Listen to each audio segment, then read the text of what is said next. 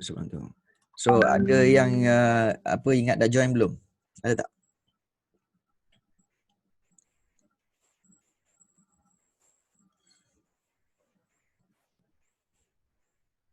Alright. So okay, pembentukan kerajaan Islam harus diingat berkaitan dengan bab ini ya. Subjek untuk sejarah tingkatan 4. Okay. Kita tahu susunan dia adalah 3 bab pertama berkaitan dengan tamadun, iaitu tamadun tamadun awal dunia, kemudian bab yang kedua iaitu peningkatan tamadun, yang ketiga iaitu tamadun awal di Asia Tenggara, yang keempat kemunculan tamadun Islam. Okey. Kemudian bab yang kelima iaitu kerajaan Islam di Madinah, dan bab yang keenam iaitu berkaitan dengan kemunculan ataupun pembentukan kerajaan Islam, dan sumbangan dia. Dan yang bab yang 6 ini iaitu ianya telah berlaku selepas kewafatan Nabi Muhammad SAW. Okey. Dan sekiranya kalau kamu ada nota, boleh guna. Kalau tak ada nota, boleh download dalam grup WhatsApp yang cikgu telah uploadkan, dan kamu boleh gunakan itu. Sekiranya kamu tak sempat nak print pun tak apa, kamu boleh gunakan satu lagi skrin, sama ada kamu buka di tab ke ataupun di laptop ataupun juga di PC, dan kamu boleh mendengar bersama-sama lah. So boleh scroll sekali lah. Baik. Baik, kita lihat bab 6 ni iaitu pembentukan kerajaan Islam dan sumbangannya. Okey, so kalau kita lihat di sini, so kita lihat tentang ini ya. Alright, sekejap. Cikgu akan refresh balik untuk kita lihat sekejap. Okey. So sementara itu, ada apa-apa soalan berkaitan dengan mana-mana bab yang kamu mungkin nak tahu ke, atau mungkin kamu rasa macam kamu nak tahu lebih lanjut, ataupun memerlukan penjelasan, mungkin boleh bertanya. So kita mulakan hari ini. Baik. Baik, bab ini secara keseluruhannya, bab 6 ni tentang pembentukan kerajaan Islam dan sumbangan dia. Kita tahu selepas Nabi Muhammad membina kerajaan Islam di Madinah. Ingat yang ini bab 6 bermula dengan selepas kewafatan Nabi Muhammad. Selepas kewafatan bermula dengan 6.1 kewafatan Nabi Muhammad. Kemudian yang kedua 6.2 iaitu berkaitan dengan kerajaan Khulafa Ar-Rashidin. Iaitu 4 orang khalifah, iaitu Khalifah Abu Bakar, Umar, Osman dan juga Ali. Kemudian 6.3 kita akan lihat kerajaan Bani Umayyah. Bani Umayyah terdiri pada 2, iaitu ada tahap pertama dan tahap kedua. Itu kita akan lihat daripada satu kelas hari ini.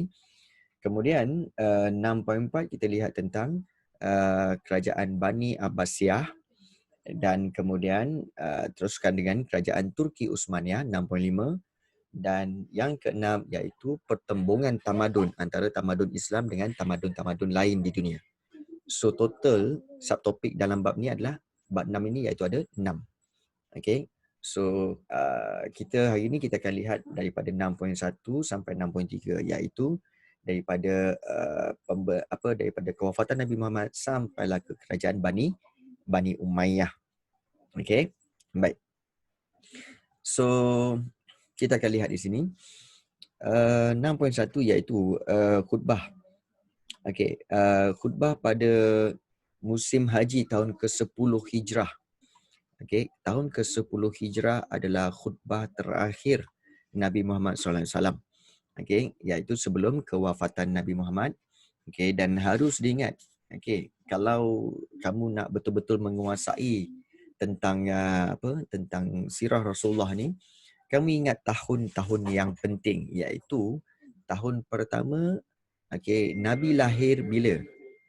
Okey, bilakah Nabi lahir? Nabi lahir bermula pada tahun okey, pada tahun 570 Masihi. Okey, 570 Masihi. Kemudian Nabi juga telah mendapat wahyu pada umur 40 tahun, betul? So kamu campurkan dengan umur 40 tu menjadi 610 Masihi Nabi mendapat wahyu. Okey, kemudian bila dapat wahyu, Nabi telah menjalankan penyebaran Islam secara rahsia selama 3 tahun. So kita campurkan menjadi 613 Masihi. Kemudian Nabi meneruskan penyebaran secara terang-terangan atau terbuka selama 10 tahun di Mekah. So campurkan dengan 10 bermakna 623 Masihi. Okey. Kemudian Nabi telah melakukan hijrah. Okey, pada 623 Masihi Nabi melakukan hijrah ke Madinah dan daripada situ bermulalah tahun pertama hijrah, betul? Dan Nabi meneruskan penyebaran Islam selama 10 tahun di Madinah. So campurkan dengan 10 tahun lagi bermakna 633 Masihi. Okey. Jadi di sini kita lihat bahawa bermakna Nabi telah wafat pada 633 Masihi pada umur baginda 63 tahun. So ini adalah tahun-tahun yang cikgu rasa kamu perlu take note lah. Okey, tentang sirah Rasulullah. Okey, itu perjalanan. Okey, dan tarikh-tarikh yang penting yang kamu kena ingat. Bukan tarikh lah, tahun-tahun yang kamu kena ingat. Okey. Baik. Intipati khutbah terakhir iaitu Nabi Muhammad SAW sebenarnya telah menggesa umat Islam supaya bersatu padu dan mencintai perdamaian di sini kalau kita lihat, dan terus berpegang kepada Al-Quran dan juga Sunnah. Dan kalau kita lihat selepas Nabi Muhammad wafat umat Islam menghadapi masalah untuk mendapatkan calon bagi menggantikan baginda. Maknanya menghadapi masalah untuk menggantikan baginda sebab baginda tidak menamakan bakal penggantinya. Jadi pada waktu itulah munculnya golongan yang dikenali sebagai golongan Al-Riddah. So apa itu golongan Al-Riddah? Iaitu golongan yang mengaku dirinya Nabi, enggan bayar zakat dan juga murtad. Ingat nama ni sebab golongan Al-Riddah ni memang selalu keluar dalam soalan objektif. Ya, soalan objektif. Golongan Al-Riddah iaitu mengaku dirinya Nabi, enggan bayar zakat dan juga murtad. Baik. So ini adalah kita katakan sebagai khutbah terakhir Nabi Muhammad SAW. Okey, sepanjang-panjang ini khutbahnya. Dan kalau kita lihat perkara pertama yang Nabi tekankan di sini adalah dia kata bahawa Allah telah mengharamkan riba. Okey, riba ini adalah kita tahu bahawa riba ini adalah amount yang dikenakan terhadap pinjaman. Okey, contohnya kalau pinjaman tu RM1,000, kemudian dikenakan bayaran tambahan apabila nak bayar balik iaitu mungkin katakanlah RM1,200. So RM200 itu adalah riba di mana itu telah diharamkan dan dibatalkan. Bermula pada khutbah Rasulullah inilah. Jadi kerana apa? Riba adalah bermulanya penindasan. Right. So bila kita lihat di sini, daripada situ bermulalah kerajaan Khulafa Ar-Rashidin. Okey. Khulafa Ar-Rashidin, sistem pemerintahan kerajaan Islam yang diasaskan oleh baginda diteruskan melalui sistem pentadbiran yang diketuai oleh khalifah. Dan zaman pemerintahan khalifah ini dikenali sebagai zaman Khulafa Ar-Rashidin. Khulafa Ar-Rashidin. Dan kita lihat ada 4 orang Khulafa Ar-Rashidin ini iaitu Abu Bakar, Abu Bakar Siddiq, kemudian Umar Al-Khattab, Uthman bin Affan dan juga Ali bin Abu Talib.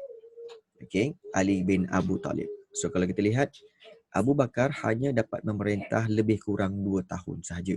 2 atau 3 tahun, 632 hingga 634. Kemudian daripada 634 hingga 644, Okey, selama 10 tahun ya. So ini dipanggil zaman keemasan yang diperintah oleh Umar Al-Khattab. Kemudian Uthman bin Affan meneruskannya, okey, daripada 644 hingga 656, bermakna 12 tahun. Okey, 12 tahun pemerintahan Uthman bin Affan, dan seterusnya daripada 656 hingga 661, lebih kurang dalam 5 tahun, okey, pemerintahan diteruskan oleh Ali bin Abu Talib. Okey, Ali bin Abu Talib. So kalau kita lihat di sini, apa itu khalifah? Okey, khalifah. So kita lihat di sini, khalifah ni secara konsepnya dia berasal daripada perkataan khulafa. Khalifah, okey, adalah untuk kita katakan sebagai seorang pemerintah, tapi khulafa adalah secara ramai, okey, ataupun kata perkataan bagi jamaknya ataupun perkataan yang banyaknya. Okey. So khalifah sebenarnya bermaksud pengganti. Okay, so dari sudut agama pula, khalifah sebenarnya bererti tanggungjawab untuk memelihara kemurnian agama Islam. Itu satu. Okay. Dan juga tanggungjawab untuk mengekalkan keharmonian serta kestabilan umat Islam. Means that ada dua. Okay, tentang agama Islam dan juga tentang umat Islam. Tentang agama Islam, khalifah mestilah memelihara kemurnian, kesucian agama. Dan yang kedua, khalifah perlu juga kekalkan harmoni umat Islam. Itu tugas-tugas khalifah. Dan bagaimanakah khalifah ini dipilih? Baik, kalau kita lihat, antara syarat-syarat pemilihan nak jadi khalifah ini ialah mestilah seorang lelaki yang merdeka. Means that khalifah bukan seorang hamba.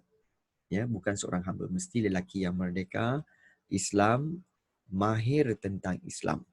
Okey, tentang ilmu Islam, patuh dan taat perintah Allah, adil, akhlak yang baik, okey, maknanya ada nilai-nilai moral yang baik, tubuh yang sihat dan sempurna, berfikiran cerdas, pandai mentadbir kerajaan dan juga warak.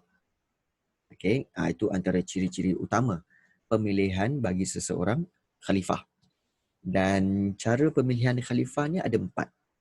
Okey, merangkumi 4 orang khulafa ataupun 4 orang khalifah inilah. So cara pemilihan yang pertama iaitu melalui musyawarah atau syura, ya, dan diperkukuhkan dengan upacara bai'ah. Apa itu musyawarah atau syura? Sebenarnya musyawarah atau syura itu sebenarnya adalah mesyuarat. Dalam bahasa kita ni kita panggil mesyuarat, ya.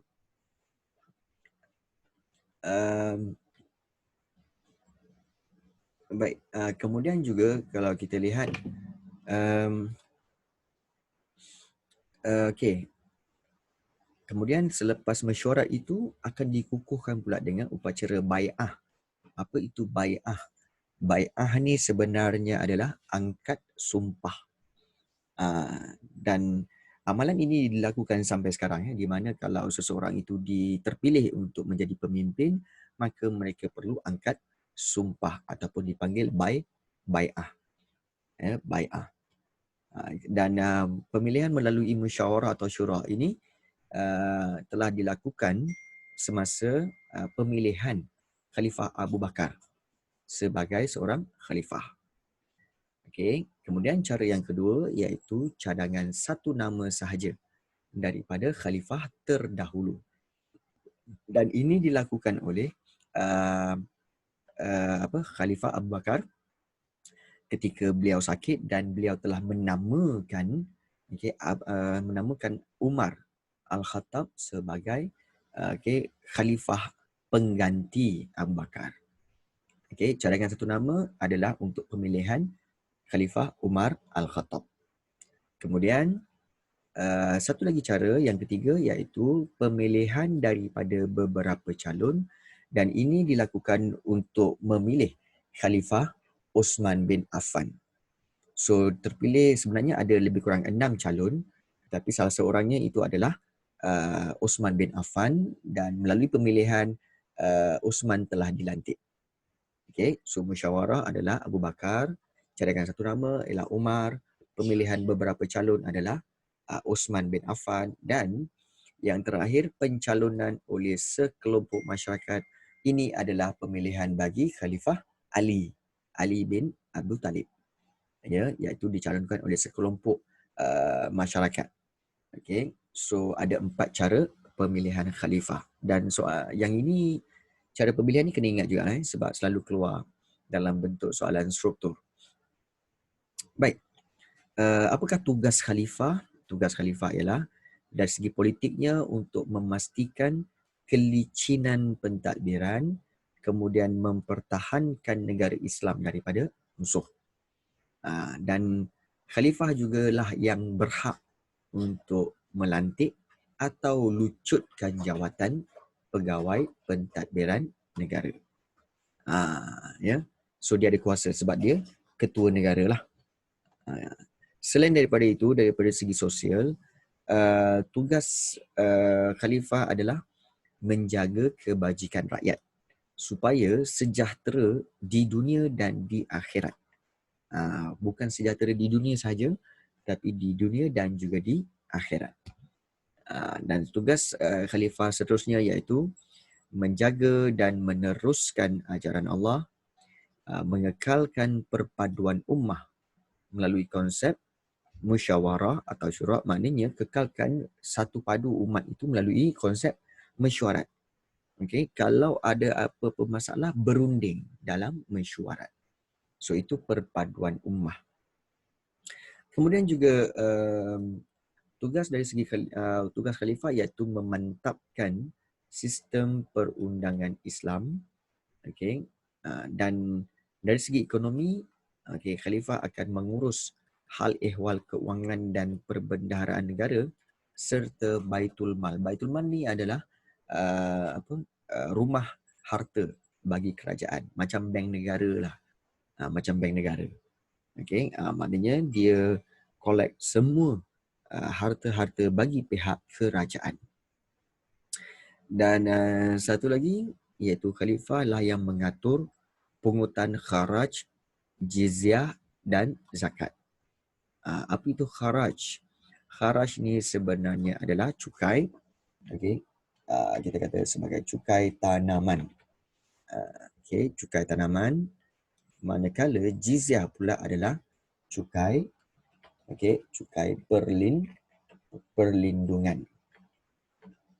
Okay, cukai perlindungan. Dan juga zakat. Kalau ada yang bertanya mungkin, apa itu perbezaan antara kharaj, jizyah dan juga zakat? Mudah je. Okay. Kharaj dengan jizyah sebenarnya adalah cukai untuk orang yang bukan Islam. Okay, untuk orang yang bukan Islam. So, orang bukan Islam kalau ada tanaman akan dikenakan cukai tanaman ataupun kharaj, dan juga akan dikenakan cukai perlindungan ataupun jizyah. So, bagaimana dengan orang Islam? Orang Islam akan dikenakan zakat. So, zakat takkan zakat saja. Zakat pun banyak jenis. Iaitu ada zakat tanaman, ada zakat diri, okay, zakat fitrah, kemudian zakat harta, zakat emas. Okay. Jadi, sebenarnya banyak, okay, jenis zakat. Tapi zakat untuk orang Islam.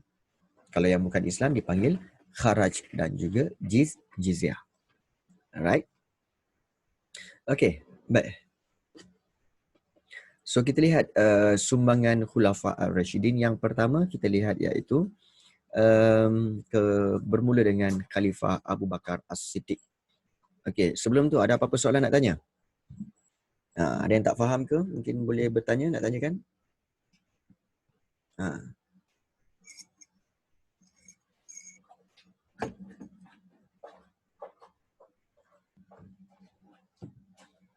Ada apa-apa nak tanya? Tak ada?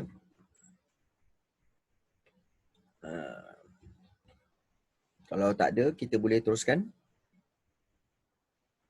Okay, Alia? Adam Rashid, Kuhairina, Iman, Isma, Liana dan juga Zuan Ang, ada apa-apa nak tanya? Jelas ya? Okey. Sekejap bagi cikgu 3 minit je. Okey, ada urusan sekejap. 3 minit je. Okey. Okay.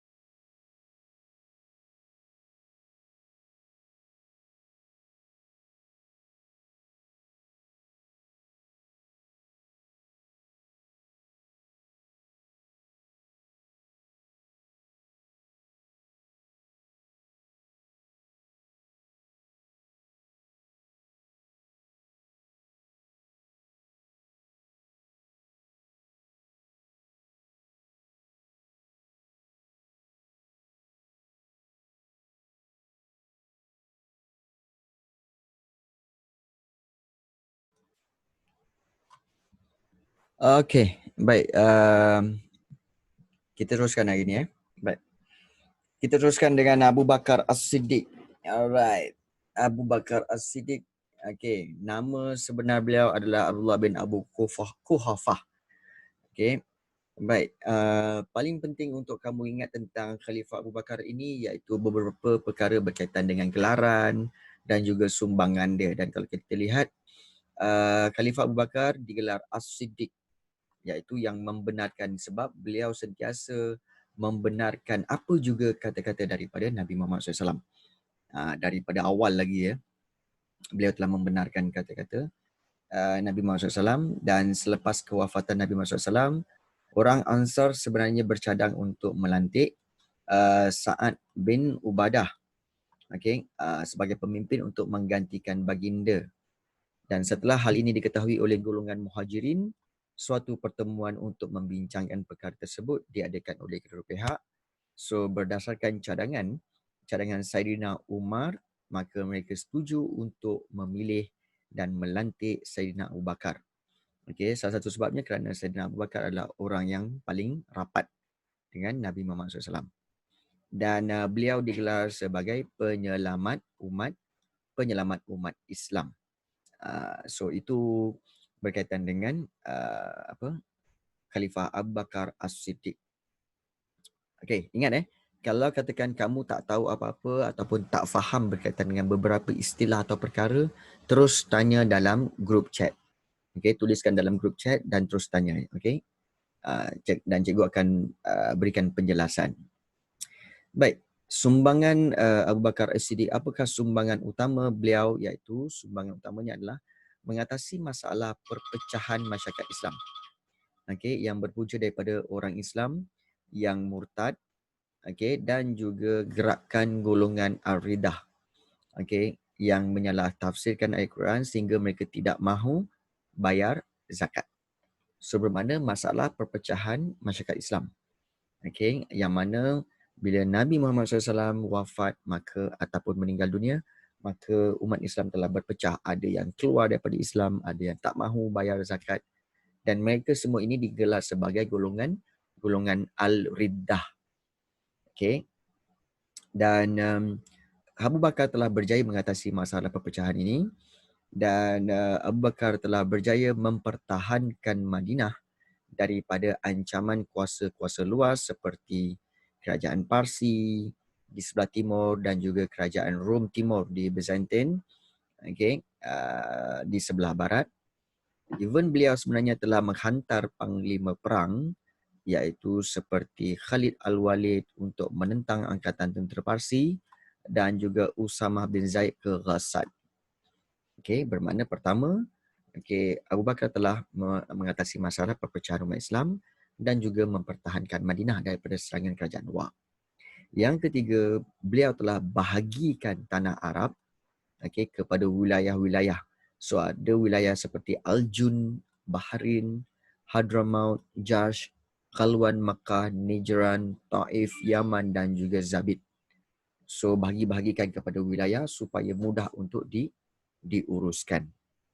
Dan Khalifah Abu Bakar jugalah pemimpin pertama yang membayar gaji tentera melalui hasil harta rampasan perang. Okey, serta memperkenalkan undang-undang tanah dan hak rakyat, terutama yang berkaitan dengan golongan mawali. So, apa itu golongan mawali? Siapa tahu? Apa itu golongan mawali? Boleh tuliskan dalam grup chat sekarang. Siapa yang tahu apa maksud golongan mawali? Anyone? Ya, betul. Bukan api, tapi. Okey. Ya, golongan yang sebenarnya beragama Islam tetapi bukan keturunan Arab. Itu dipanggil golongan mawali. So, kalau nak dikira macam tu bermakna kita ni ataupun orang-orang Islam, orang-orang Melayu di tanah Melayu ataupun di Malaysia ni, orang Melayu di Malaysia ni dikatakan sebagai golongan mawali lah. Sebab rata-ratanya mereka bukan golongan keturunan Arab. Mereka bukan Arab tetapi mereka Islam. Okey, itu mawali. Dan sumbangan terbesar Khalifah Abu Bakar adalah mengumpulkan tulisan Al-Quran yang mana kalau kita lihat sewaktu menentang golongan Al-Ridah ni, banyak hafiz Al-Quran meninggal dunia. Hafiz Al-Quran ni maksudnya adalah orang-orang yang telah berjaya menghafal Al-Quran. Yang menghafal keseluruhan Al-Quran itu. Bilangannya ramai tetapi mereka ramai yang telah meninggal dunia. Jadi ini beliau khawatir bahawa nanti takut Al-Quran itu akan terus hilang. Okey, hilang. Jadi beliau telah memerintahkan Zaid bin Thabit untuk kumpulkan tulisan ayat Quran itu daripada apa yang ada pada batu, kulit binatang, kayu dan tulang, kemudian salin semula. Salin semula dan itulah bermula tugas-tugas mengumpulkan tulisan ayat Al-Quran. Okey. Jadi itu yang sumbangan terbesar Khalifah Abu Bakar. Bagaimana dengan Umar pula? Okey. Umar pula, okey, kalau kita lihat daripada sudut latar belakang beliau, Umar sebenarnya nama benar dia adalah Umar Al-Khattab bin Naufal, berasal dari keturunan Quraisy. Baik, sifat Umar ni memang sangat terkenal, iaitu Umar ni beliau sangat berani, tegas dan juga berterus terang. Dan pelantikannya ini telah dicadangkan oleh Khalifah Abu Bakar As-Siddiq, iaitu pada ketika Khalifah Abu Bakar itu sakit. Dan ini adalah menggunakan kaedah yang kedua, cara pemilihan khalifah yang kedua, iaitu cadangan satu nama daripada khalifah sebelumnya, iaitu Khalifah Abu Bakar mencadangkan Umar menggantikan beliau. Dan cadangan itu dipersetujui oleh para sahabat dan orang ramai. Dan Khalifah Umar semasa zaman pemerintahan beliau dipanggil zaman keemasan, ya. Zaman keemasan kerajaan Islam di Madinah, dan gelaran bagi Umar Al-Khattab ialah Amirul Mukminin atau Panglima Agung Mukmin. Amirul Mukminin, ya. Dari segi politik pula, sumbangan beliau adalah memperkenalkan dasar pentadbiran dan pelantikan pegawai. So Majlis Syura, iaitu Majlis Mesyuarat, ya, yang dianggotai oleh Muhajirin dan Ansar telah ditubuhkan. Dan jajahan takluk Islam, maknanya kawasan pemerintahan Islam yang besar itu telah dibahagikan kepada beberapa wilayah dan wali atau gubernur dilantik, ya, untuk mentadbir wilayah tersebut. Dan jabatan-jabatan penting seperti jabatan polis, jabatan percukaian, jabatan perbendaharaan negara telah ditubuhkan So means that mereka dah ada jabatan-jabatan tertentu dan setiap jabatan ini diketuai oleh khatib ataupun setiausaha.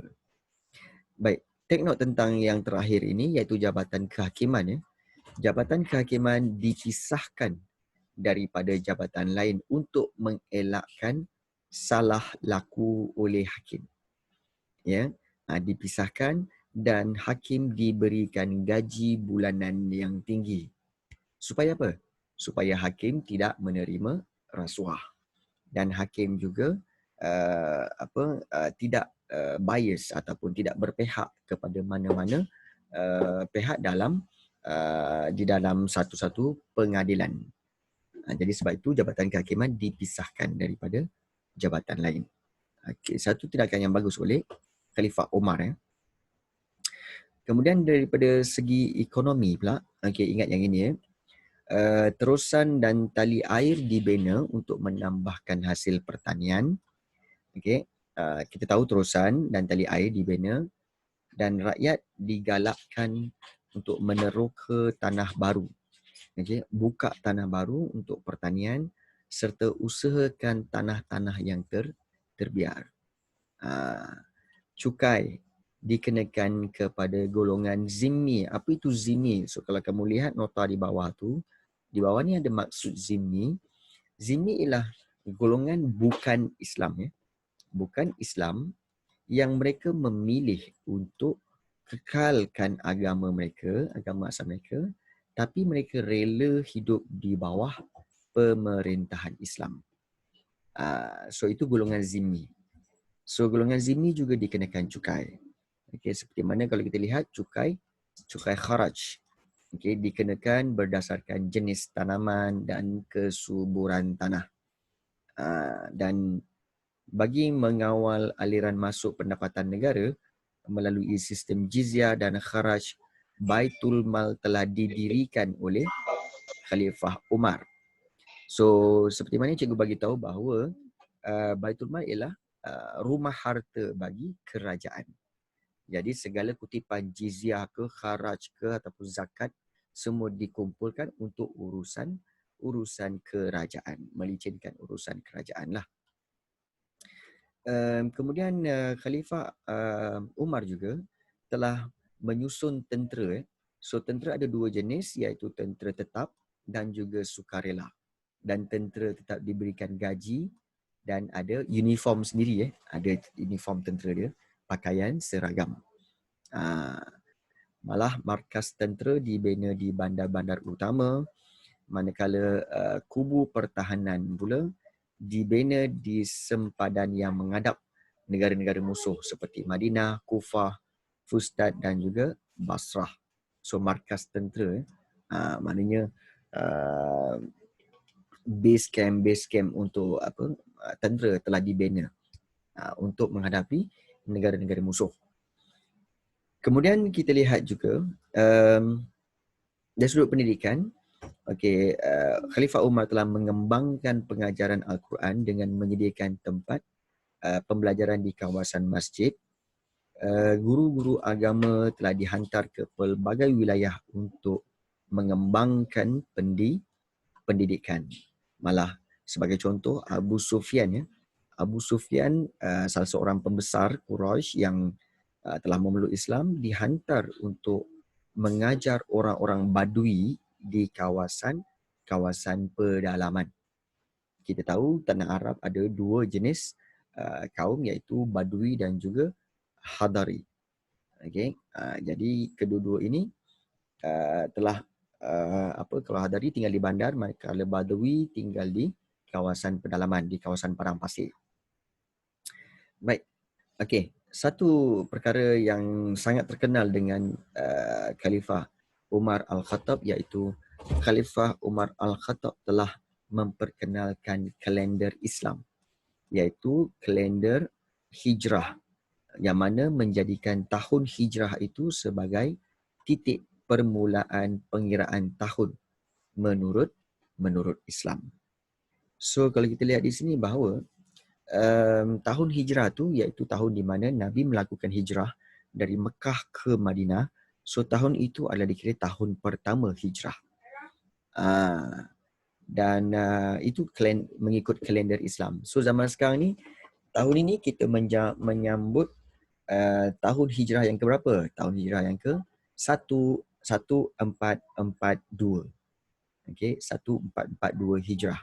Maksudnya pada 1442 tahun yang lalu Nabi telah melakukan hijrah dari Mekah ke Madinah. So itulah dia kalender Islam ya. Kalender Islam. Okey. So itu berkaitan dengan Khalifah Umar Al-Khattab. Bagaimana dengan Khalifah Uthman bin Affan dan Khalifah Ali bin Abu Talib? So kita lihat di sini. Okey. Okey, kita lihat Khalifah Uthman bin Affan serta Khalifah Ali bin Abu Talib. Baik. Nama sebenar Uthman ialah Uthman bin Affan bin Abil As bin Umayyah, dilahirkan pada 576 Masihi.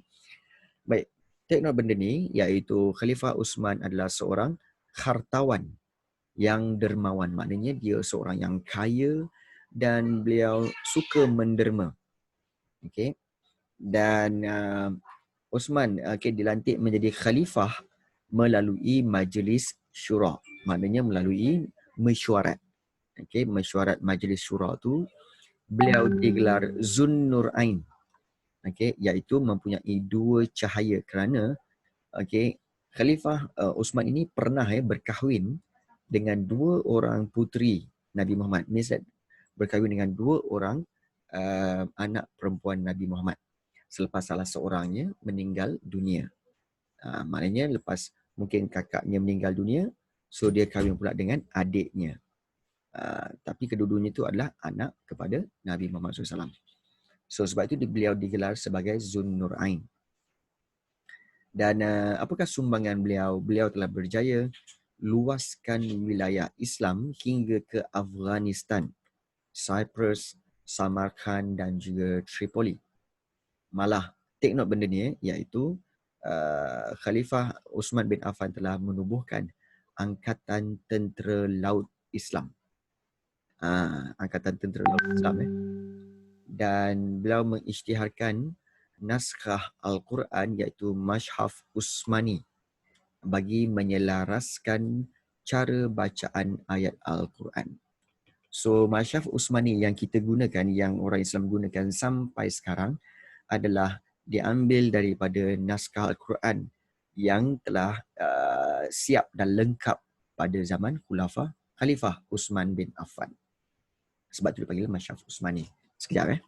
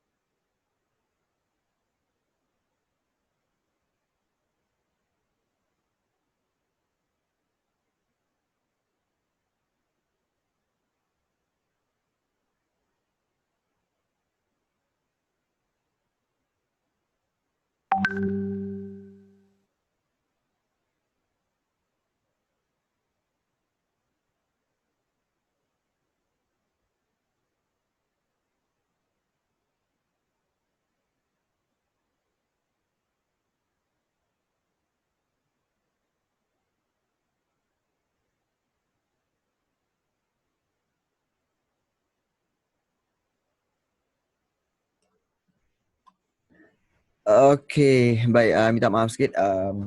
Tadi sebenarnya wife cikgu nak hantar anak balik ke asrama hari ni sebab dia MRSM. So itulah ada urusan sikit lah. Alright, kita teruskan. Urusan keluarga. Baik. Kita teruskan dengan sumbangan yang telah dilakukan oleh Osman bin Affan. Sumbangannya iaitu antara lain seperti membina jalan raya, jambatan dan juga rumah rehat bagi memudahkan para pengembara. Dan beliau telah mengukuhkan peranan Baitul Mal, dengan menggunakannya, menggunakan kewangan daripada Baitul Mal. Kita tahu Baitul Mal adalah rumah harta kan bagi kerajaan. Beliau telah mengukuhkannya dengan menggunakannya untuk apa? Untuk membiayai pembangunan negara dan memperkukuh angkatan tentera laut Islam. Dan paling penting, beliau telah mengekalkan jizyah iaitu cukai perlindungan yang dikenakan kepada penduduk bukan Islam. So di sini kita lihat bahawa Khalifah Uthman bin Affan telah meneruskan apa yang telah dibuat oleh Khalifah Umar, tetapi menambahkan lagi dengan beberapa sumbangan-sumbangan beliau lah. So itu yang kita lihat ada perkembangan daripada sudut tamadun Islam di situ. Dan khalifah terakhir yang kita lihat di sini iaitu Khalifah Ali bin Abu Talib, yang mana beliau dilahirkan pada tahun 672 Masihi dan berasal daripada Bani Hashim, berketurunan Quraisy. Dan paling kita kena ingat iaitu Khalifah Ali bin Abu Talib adalah sepupu, cousin kepada Nabi Muhammad SAW. Dan beliau terkenal dengan sifat keberaniannya dan kepahlawanannya. Dan pelantikan Khalifah Ali ini mendapat sokongan suara yang terbanyak. Dan kita lihat ini adalah sokongan daripada orang ramai. Maknanya sokongan daripada sekelompok masyarakat. Jadi ini menepati kepada kaedah yang keempat, cara pemilihan khalifah yang keempat, iaitu sokongan daripada sekelongan masyarakat. Baik. Sumbangan beliau iaitu beliau telah membantu menyelesaikan masalah yang berkaitan dengan masyarakat dan juga undang-undang Islam, kemudian mengekalkan kestabilan dan keharmonian negara, memperkukuh pertahanan negara dengan beliau telah membina markas-markas tentera di Parsi dan sempadan Syria. Kemudian dalam hal ekonomi negara, kutipan jizyah yang sebenarnya yang datang daripada Khalifah Uthman bin Affan telah diteruskan. Dan hal ini terkandung dalam suratnya kepada Al-Ashtar ni lah. Iaitu Al-Ashtar ni sebenarnya adalah seorang kita katakan pejuang yang menyokong Saidina Ali dan nama sebenar beliau ialah Malik. Dan Al-Ashtar ni telah terlibat dalam perang Jamal dan juga perang Siffin, dan pejuang yang menyokong Saidina Ali. Saidina Ali melantik Al-Ashtar menjadi gubernur. Dan Al-Ashtar ni terkenal kerana beliau tokoh yang berani dan pedangnya bergelar Al-Lujju, iaitu kilauan air yang mengalir. Baik. So kalau kita lihat di sini, di mana kalau kita lihat inilah peluasan kuasa Islam pada zaman Khulafa Rashidin, iaitu yang ini adalah pada zaman Nabi, yang warna oranye ni zaman Nabi Muhammad SAW. Sebesar inilah kawasan pemerintahan Islam. Kemudian zaman Khalifah Abu Bakar telah membesar sampai ke kawasan yang merah ni. Kemudian pada zaman Khalifah Umar telah sampai ke kawasan utara Afrika, iaitu di kawasan Mesir, sampailah ke kawasan Iran, Iraq sekarang ni. Dan pada zaman Uthman bin Affan telah luas sampai ke kawasan yang hijau ni, sampai ke sempadan Afghanistan dan Cyprus. Bermakna peluasan kuasa itu semakin membesar. Itu kerajaan-kerajaan Islam. Dan kita tahu bahawa kalau semakin besar kawasan itu, maka perlunya untuk dibahagi-bahagikan kawasan kepada beberapa wilayah supaya mudah untuk diuruskan dan juga ditadbir. Right? Baik. So itu Khulafa Ar-Rashidin. Ingat 4 orang ni. Abu Bakar, Umar, Uthman dan juga Ali. Ingat yang itu. Alright. Baik. Okey. Ada yang mesej. Okey, seterusnya kita lihat. So kita lihat kerajaan seterusnya iaitu kerajaan Bani Umayyah dan pembentukannya. Ingat selepas Nabi wafat, so ada Khulafa Rashidin, selepas Khulafa Rashidin ada kerajaan Bani Umayyah. So Bani Umayyah ni memang terkenal kerana selepas Khalifah Ali bin Abu Talib meninggal dunia pada 661 Masihi, kaedah pelantikan pemerintah kerajaan Islam iaitu yang mengikut sistem syura tu, sistem syura pun berakhir. Sekejap lagi.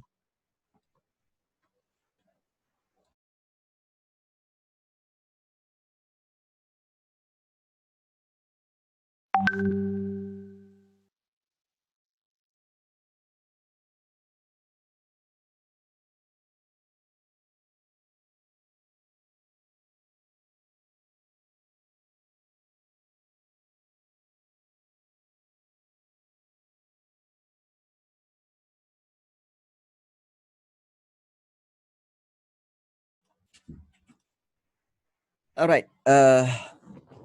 Tadi anak pula salam nak balik asrama. Alright. So kita lihat bermakna di sini kita lihat bahawa kerajaan Khulafa Rashidin yang menggunakan sistem syura sistem syura ni maknanya sistem mesyuarat ni, sistem syura itu telah pun berakhir. Dah tak ada sistem syura. Sistem syura digantikan dengan sistem warisan. So kalau sistem warisan ni macam mana? Iaitu jawatan ketua pemerintah tu, ketua yang khalifah itu telah diwariskan atau diwarisi secara turun-temurun. Dan ini dikenali sebagai monarki. Pemerintahan monarki iaitu khalifah yang diwariskan kepada anaknya, anak kepada cucunya, cucu kepada cicitnya dan seterusnya. So itu sistem warisan turun-temurun. Jadi nama kerajaan ini diambil sempena keturunan Bani Umayyah. Bani Umayyah iaitu Umayyah bin Abdul Syams bin Abdul Manaf. Dan Bani Umayyah ada dua, iaitu tahap pertama dan tahap kedua. Tahap pertama di Damsyik, manakala tahap kedua pula di Spanyol. Di Spanyol. Dan tahap pertama Bani Umayyah diasaskan oleh Muawiyah bin Abu Sufyan. Ini dia. Selepas Muawiyah bin Abu Sufyan ada Abdul Malik bin Malik, kemudian Umar bin Abdul Aziz. Ni antara khalifah yang terkenal lah. Umar bin Abdul Aziz pun terkenal juga, dan Hisham bin Abdul Malik. Baik, kemudian pemerintahan itu tamat pada tahap yang pertama ni, kemudian telah diasaskan semula oleh Abdul Rahman yang pertama, iaitu Abdul Rahman Ad-Dakhil nama dia. Abdul Rahman Ad-Dakhil, tetapi pemerintahan itu telah dimulakan di Spanyol. Kenapa? Nanti kita lihat. Antara sumbangan khalifah ataupun kerajaan Bani Umayyah iaitu sistem khalifah sebagai ketua pemerintah bagi menggantikan Nabi Muhammad SAW masih lagi menggunakan khalifah. Tapi dia ada sistem wazarah. Wazarah ni maknanya apa? Wazir. Wazir tu apa? Wakil bagi kerajaan pusat. Dan wakil itu yang akan mengetuai pentadbiran negara di bahagian-bahagian kerajaan pusat. Dia ada wazir-wazir dia mengetuai sistem pentadbiran negara di kerajaan pusat. Kemudian untuk yang di bahagian wilayah-wilayah yang jauh akan ditadbir oleh gubernur. Itu gubernur. Kemudian adanya sistem urus setia di mana beberapa orang pegawai utama dilantik untuk kumpulkan rekod, utus surat, serta menguruskan urusan pentadbiran kepada beberapa bahagian. Tetapi aspek utama paling penting dalam kerajaan Bani Umayyah apa tahu, iaitu sistem hijabah. Ingat. So Umayyah ni dia ada yang unik dia, ada wazarah, ada urus setia dan juga ada hijabah. Kena ingat ni. wazarah, urus setia dan hijabah. Hijabah ni apa? Okey, Muawiyah memulakan sistem kawalan keselamatan untuk para khalifah. Hijabah ni sebenarnya apa tahu? Iaitu sistem, kita katakan sebagai sistem um, mengawal keselamatan khalifah. Sebenarnya dia lebih kepada sistem apa tahu? Sistem bodyguard. Di mana khalifah sebenarnya Khalifah Umar, Osman, Ali, ketiga-tiga ni khalifah ini sebenarnya telah mati dibunuh. Ada yang ditikam, waktu subuh tengah lepas solat ditikam, dibunuh. Begitu juga Ali telah dibunuh. Bermakna di sini khalifah-khalifah yang ada sebelum itu tidak ada sistem bodyguard. Jadi Muawiyah ini bermula Bani Umayyah, beliau telah memulakan sistem hijabah, iaitu sistem untuk menjadi pengawal kepada keselamatan khalifah. So kalau orang nak jumpa khalifah, kena jumpa dulu pengawal ni dulu. Pengawal akan tanya untuk apa jumpa, kenapa nak jumpa, apa semua. Dan daripada situ, kalau dah clear, baru boleh jumpa khalifah. Tujuan dia untuk apa? Untuk mengawal keselamatan khalifah. Itu dipanggil sistem hijabah. Ya, hijab ni tutup. Hijab. Jadi hijabah ni sistem untuk menutup khalifah daripada ancaman.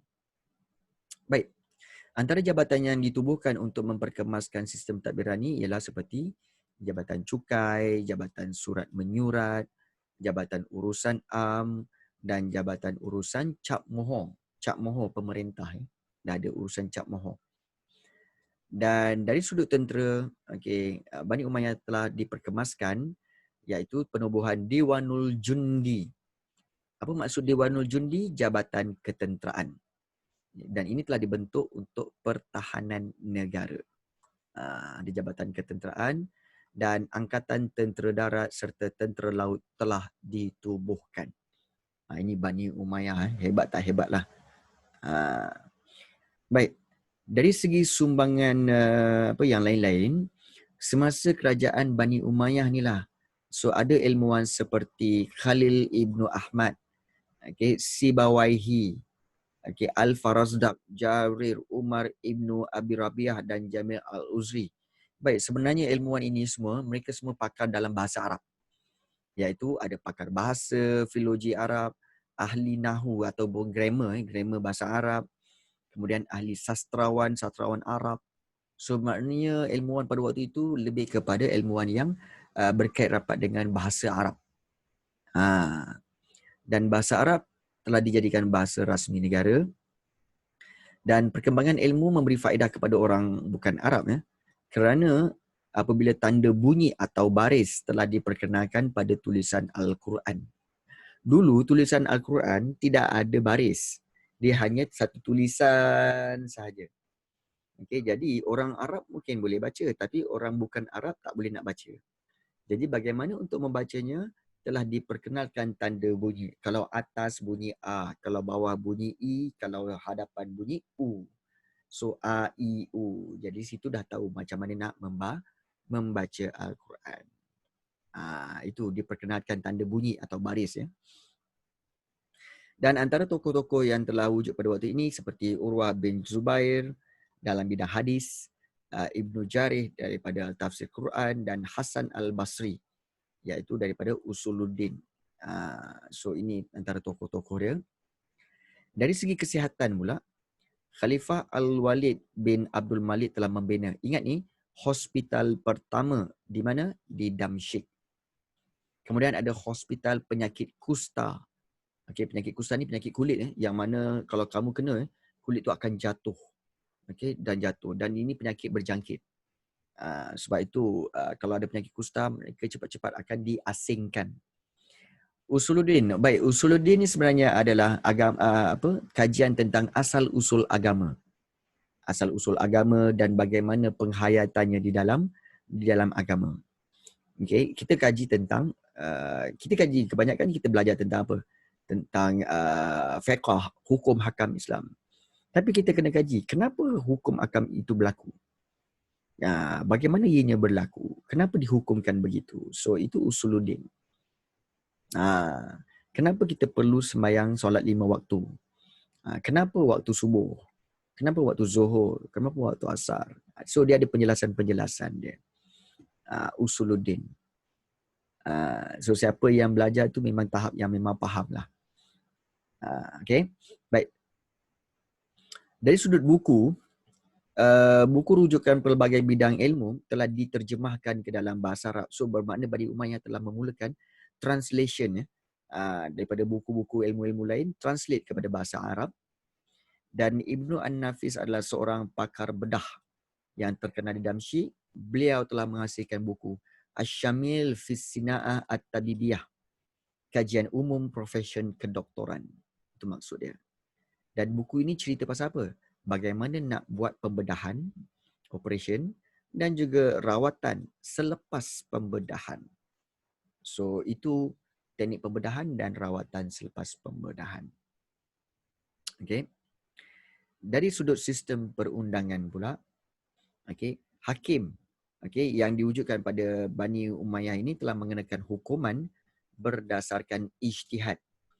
Ijtihad ni maksudnya adalah berdasarkan dia punya pemahaman dan kesimpulan dia, kesimpulan hakim ini selepas mereka membaca melalui Al-Quran, sunnah dan juga mendapatkan maklumat daripada ijma' ulama' ataupun sepakat kata ulama'. Barulah hakim tu meletakkan kesimpulan dan meletakkan hukuman berdasarkan ijtihad. Dan jarang soalan tanya tentang ini, tetapi soalan selalu tanya tentang ciri-ciri kehakiman.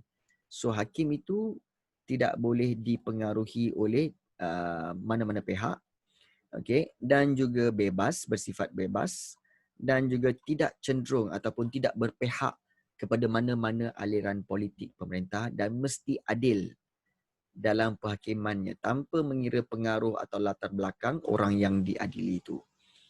Itu ciri-ciri kehakiman pada zaman Bani Umayyah. Dan itu sebenarnya adalah sumbangan kerajaan Bani Umayyah pada tahap pertama. So yang ini pada tahap kedua. Tahap pertama di Damsyik, okay, yang diasaskan oleh Muawiyah bin Abu Sufyan. Tapi sumbangan kerajaan Bani Umayyah tahap kedua iaitu yang bermula di Spanyol. Okay. Dan kenapa ada wujudnya tahap kedua? Alright. Sebab keruntuhan, maknanya Bani Umayyah tahap pertama dulu musnah sebab serangan daripada gerakan Abbasiyah. Gerakan yang nak wujudkan kerajaan Bani Abbasiyah. So ada juga yang tak puas hati, maka mereka telah menamatkan kerajaan Bani Umayyah tahap pertama dan hampir keseluruhan kerabat keturunan Bani Umayyah ini dibunuh. So ada yang berjaya melarikan diri, iaitu Abdul Rahman Ad-Dakhil ini. So beliau berjaya larikan diri dari tahanan, so di Fustat, dan menuju ke Palestin, Afrika Utara, Maghribi dan last sekali ke Spanyol. Dan di Spanyol lah beliau telah membina Bani Umayyah tahap kedua. So ingat Bani Umayyah ada dua tahap. Tahap pertama di Damsyik diasaskan oleh Muawiyah Abu Sufyan. Tahap kedua iaitu di Spanyol diasaskan oleh Abdul Rahman Ad-Dakhil. So apakah sumbangan Abdul Rahman Ad-Dakhil dalam Bani Umayyah tahap kedua ni? Iaitu dalam bidang pendidikan. Iaitu antaranya Abdul Rahman yang ketiga telah asaskan pusat pengajian tinggi, maknanya universiti di Cordova. Dan di Cordova itulah berkembangnya pusat ilmu pengetahuan di Eropah. Iaitu Spanyol kan di Eropah kan. So Al-Hakam kedua pula telah mengasaskan sebuah perpustakaan di Cordova, dan pada waktu itu wujud 17 buah pusat pengajian. Means that 17 buah university dengan 70 buah perpustakaan di Andalusia. So di Toledo, sebuah pusat penterjemahan telah dibina untuk menterjemahkan karya tokoh Yunani ke dalam bahasa Arab. Ya. Dari segi seni bina pula, Seni bina Islam telah menyerlah semasa pemerintahan Bani Umayyah. Contohnya Masjid Cordova. Cikgu rasa cikgu pernah bawa para pelajar Form 5 untuk pergi ke Google Earth. Kita tengok Masjid Cordova. Di dalam tu ada hampir 1,293 tiang. Tiang ada 1,293 pilar yang dibuat daripada marmar. Betapa hebatnya lah masjid tu. Dan pada waktu malam, masjid ini diterangi dengan 4,700 buah lampu dan memerlukan 11 tan minyak setahun. Punyalah hebat. Seni bina Islam pada zaman Bani Umayyah. Dari segi ekonomi pula, penubuhan Baitul Mal, iaitu kita tahu rumah harta, telah mewujudkan sistem kewangan untuk imbangkan pendapatan dan perbelanjaan negara. Means that dengan adanya Baitul Mal, pendapatan negara dapat diseimbangkan dengan perbelanjaan negara. So, bagaimana kerajaan mendapat keuangan pada waktu itu? Iaitu sumber pendapatan kerajaan pada waktu itu melalui kharaj, iaitu cukai tanah, jizyah, cukai perlindungan, zakat, iaitu cukai-cukai terhadap orang Islam, usyur, iaitu cukai 1/10 daripada hasil pertanian yang didapati oleh tuan tanah, dan ghanimah, iaitu harta yang dirampas oleh tentera melalui peperangan. Dan Cordova telah menjadi pusat kegiatan ekonomi dan perdagangan antarabangsa. Orang Islam di Andalusia telah mengembangkan kemahiran pembuatan tembikar serta perhiasan daripada perak dan emas. Ada kegiatan memproses kulit serta membuat senjata. Banyak, maknanya pencapaian kerajaan Islam pada zaman Bani Umayyah telah meningkat. Dan sistem saliran ni seperti mana yang telah dibuat oleh kerajaan Khulafa Ar-Rashidin, iaitu kerajaan Khalifah Umar, telah juga dibuat dan dibina untuk suburkan dan majukan tanah pertanian, serta penyelidikan telah dilakukan untuk mendapatkan benih yang berkualiti. So, itu perkembangan-perkembangan daripada sudut kerajaan Bani Umayyah. Alright. So, ingat, ingat semula, iaitu kalau kita lihat, kita lihat kita belajar hari ini iaitu kewafatan Nabi Muhammad, kemudian juga pengasasan kerajaan Khulafa Ar-Rashidin, iaitu terdiri daripada 4, iaitu Abu Bakar, Umar, Osman dan Ali. Dan yang ketiga iaitu berkaitan dengan iaitu kerajaan Bani Umayyah, di mana Bani Umayyah ada 2 tahap. Tahap pertama dan tahap kedua. Tahap pertama diasaskan oleh Muawiyah Abu Sufyan yang berpusat di Damsyik, manakala tahap kedua iaitu diasaskan oleh Abdul Rahman yang pertama ataupun Abdul Rahman Ad-Dakhil, yang diasaskan di Cordova, Spanyol. Dan pelbagai sumbangannya. So baik. So ada apa-apa soalan berkaitan dengan ni? Ada apa-apa nak tanya? Silakan. Kalau ada apa nak tanya, silakan. Kita ada beberapa minit lagi sebelum kelas kita tamat. Ada apa-apa nak tanya?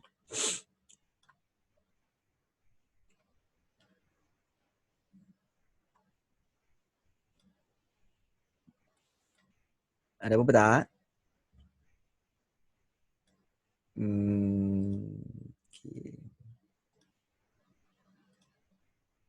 Alright. Alright, tiada. Bagus. Alhamdulillah, semua faham dah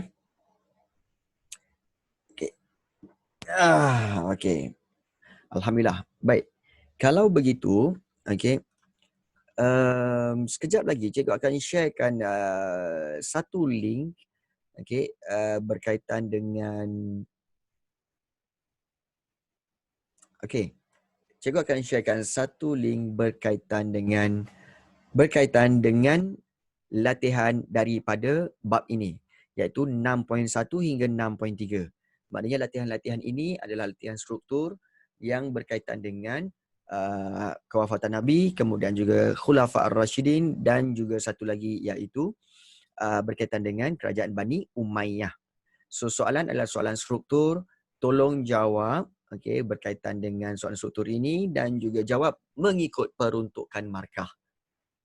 Kalau 3 markah, macam mana nak buat 3 markah? Kalau 4, macam mana nak buat 4 markah? So berikan jawapan kamu. Boleh rujuk kepada mana-mana. Kepada mana-mana rujukan. Yang penting usahakan untuk dapatkan full mark. Usahakan.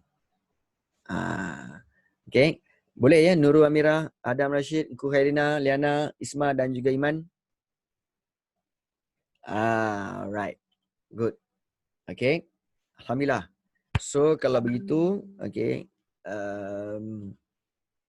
baik, sekarang juga. Sekarang juga.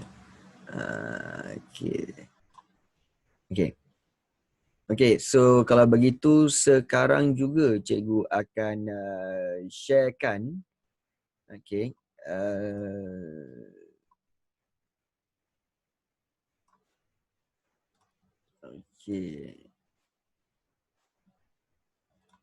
so cikgu akan sharekan sekarang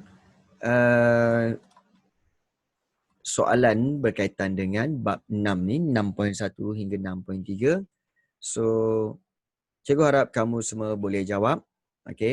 Kalau ada masa ni, kalau ada masa mungkin setengah jam lagi nak jawab, silakanlah. Jadi tak membuang masa kan. Alright, cikgu dah letakkan dalam grup WhatsApp tu. So hopefully kamu boleh jawab dan kita akan bincangkan esok insya-Allah. So itu sahajalah kelas kita pada hari ini. Terima kasih banyak guys. So kita jumpa esok ya untuk kelas seterusnya, untuk kelas latihan.